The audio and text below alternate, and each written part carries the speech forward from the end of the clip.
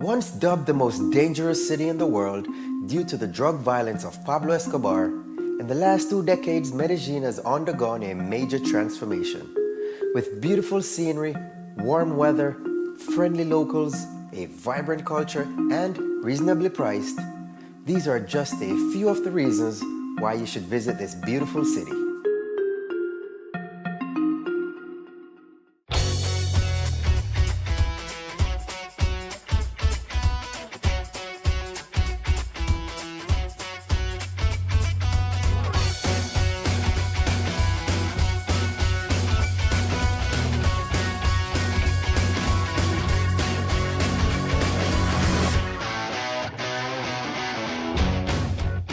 Alright folks, right now we're in Colombia and we're with Ray, who's going to take us to Guatapé, right? Guatapé, we're going to Guatapé right in the east side of Medellin.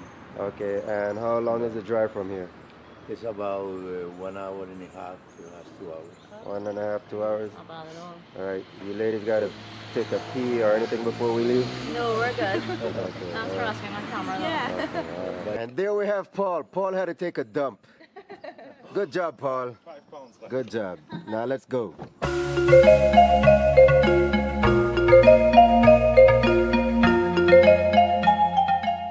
Just 2 hours east of Medellin, Guatapé is a lake-filled paradise ideal for a day trip if you want to escape the city. Getting to Guatapé is quite easy from Medellin when you have a driver like Ray who does all the work. Alright, so we're almost at the top at Guatapé, but it's been raining all the way here, man. So hopefully this rain clears up a bit and we'll get to see the rock in all her glory and beauty. Guatapé is a small agricultural town that borders a large reservoir created by a hydroelectric dam in the late 1960s. Many of the town's buildings have been colorfully decorated with murals of the local culture. Guatapé, we're here, baby! What's going on? Very colorful city.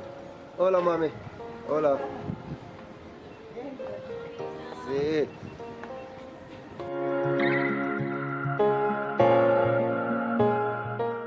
Now we're in Guatapé. We stopped for some breakfast.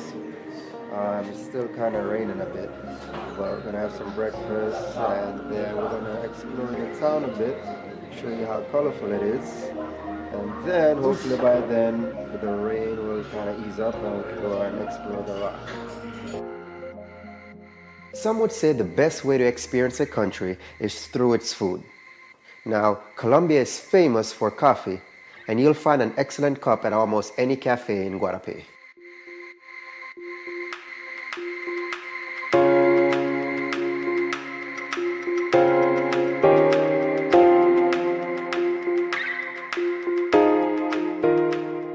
Had breakfast and now we're going to the main square in Guatapé for some photo op moments.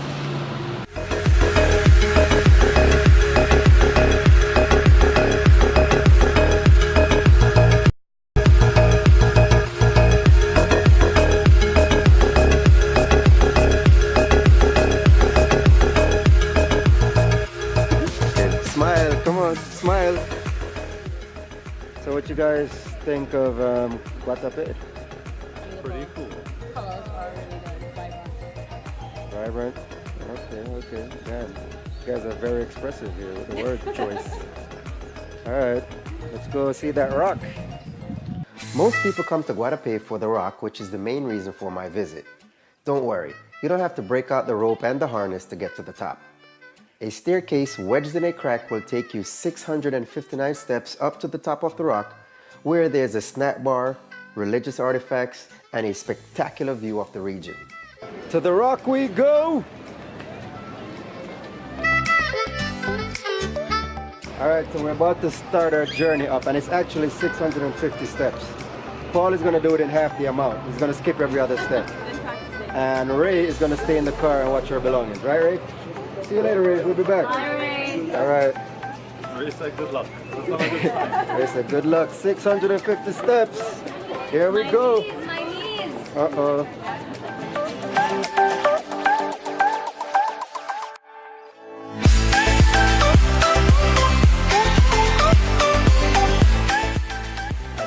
300 mark. And we're fucking out of breath. Denise can hardly make it. Crystal is complaining for cramps. I know, it's not true. And, He makes up along the way. and Paul took a 5-minute break 2 minutes ago. And he's taking another one.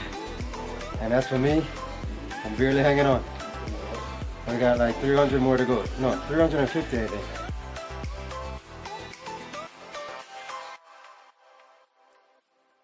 So Crystal has this idea to walk sideways. It's gonna help us. It does help. Like we're crabs. Oh shit. Ain't fucking helping. And this is Paul trying to walk sideways, thinking it helps. Oh shit. Listen, man. This shit ain't easy.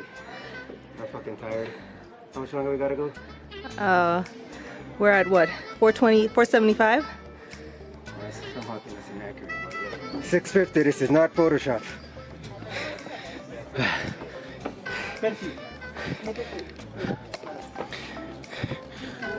Yes, we made it! We made it! Oh shit! Ah. Alright, so we're all at the top. I made it in about 10 minutes. Paul in about 15. Crystal took about half an hour. And Denise took about an hour. Not bad. Not bad, but we're at the top, 650 steps. What do you guys think of it? Was it working for you? Let's touch and go for a minute, but Yeah. go through. Yeah. Alright, let's go enjoy this view.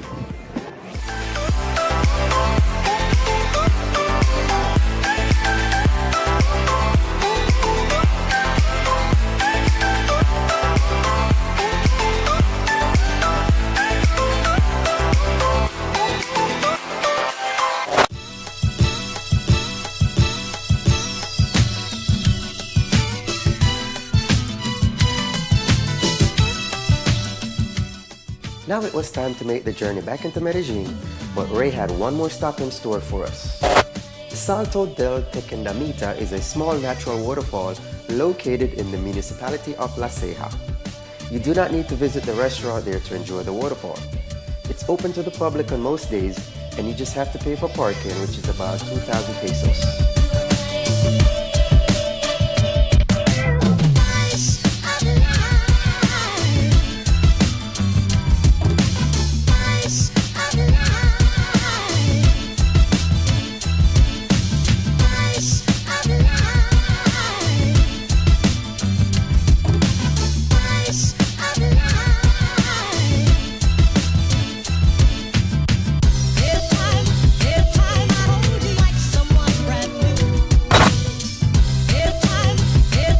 We stopped at La Majoria on the way back, and this restaurant should come up on the things to do in Medellin. The food here is decent, but it's the fun atmosphere that makes this place. Walk the gardens, pet the animals, check out the stables, and enjoy the views.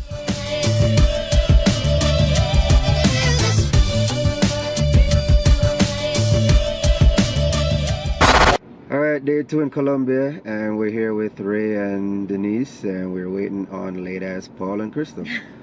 We're gonna go explore Medellin today, and we're gonna probably start off with the cable car, right? Yeah, indeed. We're going to ride the cable car in San Javier. Look at him, late as hell. Oh shit, Bray, speed bump. Oh shit. Colombia has the most speed bumps out of anywhere in the world I've been. We need that. It's filled with snow. Like, shit, look at that. Here's another one. Right now, we're going to check out the cable car.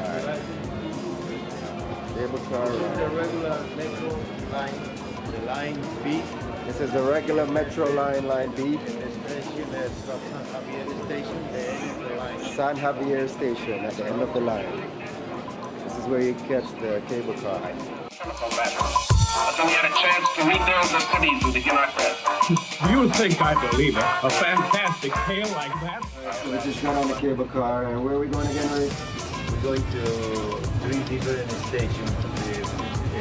The first is Juan Pablo, Segundo, the next is Valle Juegos, and the third one is La Aurora.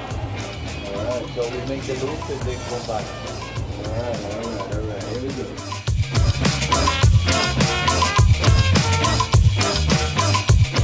Medellin public transport system is one of the city's biggest highlights. It offers visitors possibly the least expensive but most comprehensive and photogenic city tour of Medellin.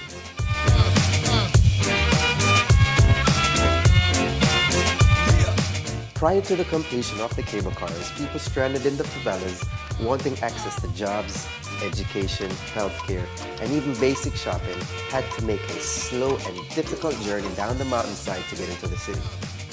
Sporadic and unpredictable buses were available in some areas, but mostly people walked, sometimes for hours.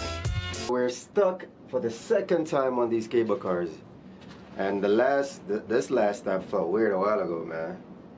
Paul, have you written your will? Huh? What do you leave for Crystal if she survives? Huh? Hello? What would you like to tell your parents? Huh? There will be no survivors if this thing falls. I know, but somebody's gonna catch the camera and see the I feel tape. like y'all are being really negative. Right? Can we have positive thinking? Are we moving We're moving again. There you go. Listen, come on. Positive vibes, guys. Jeez. Hope we don't get stuck All right, again. let's go back to taking our pictures.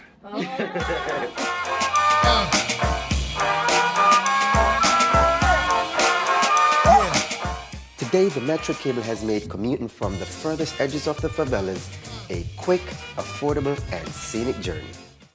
Just got off our cable ride, and man, the views are amazing.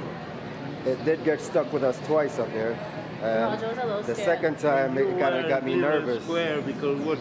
Yeah, the second time got me a little nervous, but you know, overall the views were great. Definitely check it out if you make it here. After the cable car ride, it was time to get lunch, and we headed over to Restaurante El Rancherito.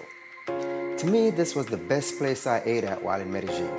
The servings were generous, the price is reasonable, and overall, a nice place for some local food. 15-20 years ago, I would never have set foot in Comuna 13.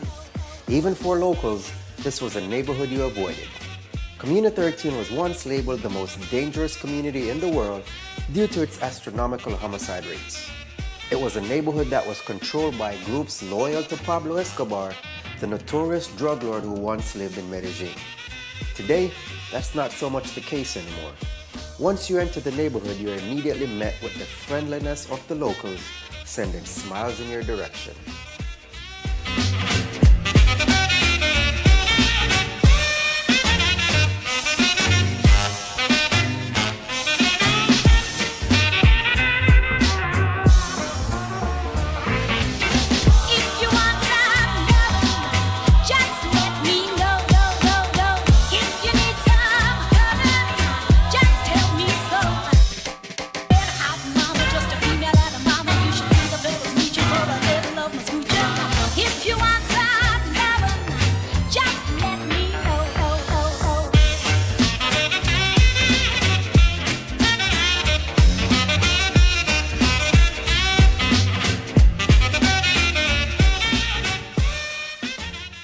Art transformed the city as a vehicle for creative and political expression. The walls became a canvas to tell its history, beautifying the area and bringing optimism and peace for the residents and visitors. As a consequence of this, Comuna 13 now stands out as the most colorful place in Medellin, rather than its darkest corner. In case you were wondering where we stayed at an Airbnb apartment. The complex is called Sólo, and it's a new luxury building designed for the Airbnb generation. It's a very nice place, and it looks exactly like it does in the pictures. It's in a nice neighborhood and very close to the strip and nightlife areas.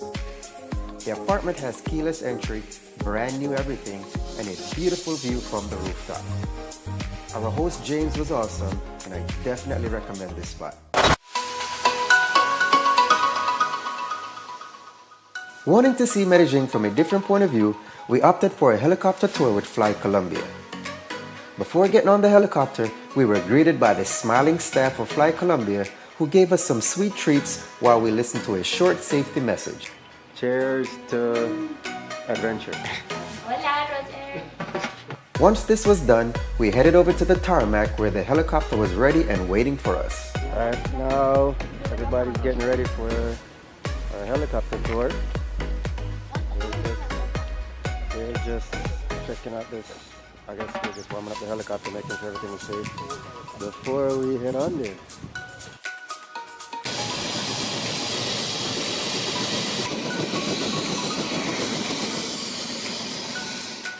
I was pretty excited to get up in the air, sit back, relax, and enjoy the stunning mountaintop and city views of Medellin.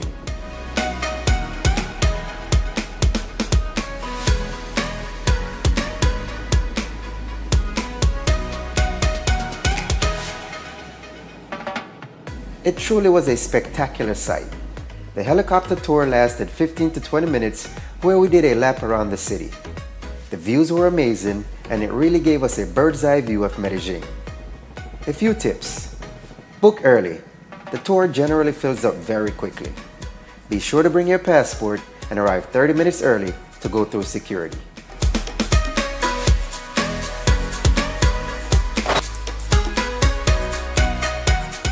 I must say that our driver Ray was awesome throughout our entire trip. Very professional and punctual and went above and beyond for us. So if you're ever in Medellin and need a driver, feel free to give him a call. Thanks, Ray. If Medellin is not on your travel list, it should be. The city is surrounded by mountains, which not only makes it beautiful, but also results in a favorable climate. Because of this spring-like climate all year, Medellin is known as the city of the eternal spring. Medellin has overcome its past through a remarkable urban renewal effort. It's a country that's begging to be discovered, and your money will go a long way here.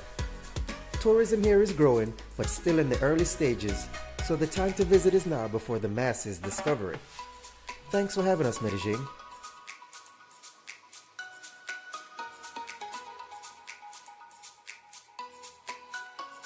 Thanks for watching, and don't forget to subscribe, like, and share. You can also follow me on Instagram at RogerBStills.